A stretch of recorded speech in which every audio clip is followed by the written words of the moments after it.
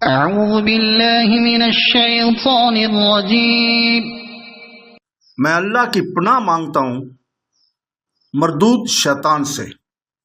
بسم اللہ الرحمن الرحیم، شروع اللہ کے نام سے جو بڑا مہربان نہایت رحم والا ہے۔ ضربت علیہم الذلة اینما ثقفوا الا بحبل من اللہ وحبل من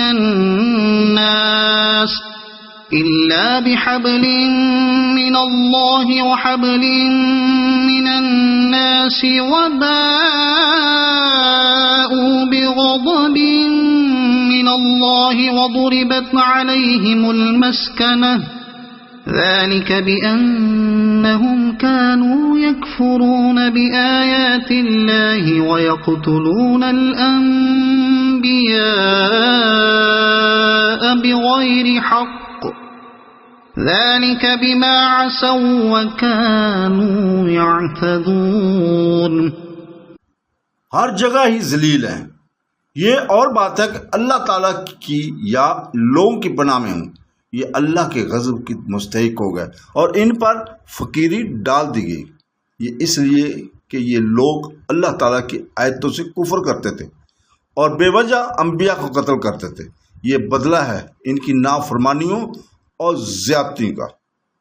آیت نمبر 112 کی تفسیر ہم بیان کر رہے ہیں۔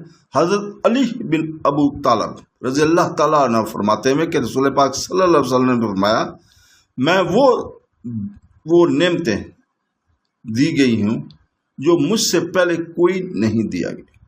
لوگوں نے پوچھا وہ کیا نعمتیں؟ آپ نے فرمایا میری مدد روب سے کی گئی ہے، میں زمین کی کنجیاں دیا گیا ہوں، میرا نام احمد رکھا گیا ہے، میرے لیے مٹی پاک کی گئی ہے، میری امت سب امتوں سے بہتر بنائی گئی۔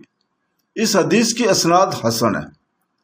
حضرت ابو الدرداء رضی اللہ تعالیٰ عنہ فرماتے ہیں، میں نے ابو القاسم رسول سے سنا، آپ فرماتے ہیں کہ اللہ تعالیٰ نے حضرت عیسیٰ علیہ السلام سے فرمایا کہ میں تمہارے بعد ایک امت پیدا کرنے والا ہوں جو راحت پر حمد و شکر کریں گے اور مصیبت پر طلب ثواب اور صبر کریں گے، حالانکہ انہیں علم اور حلم نہ ہوگا۔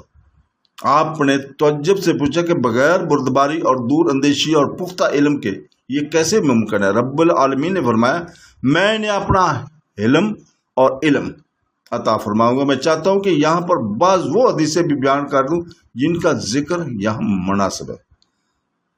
رسول پاک صلی اللہ علیہ وسلم فرماتے ہیں میری امت میں سے 70,000 شخص بغیر حساب کے جنت میں جائیں گے، جن کے چہرے 14ویں رات کی چاند کی طرح روشن ہوں گے، سب یک رنگ ہوں گے۔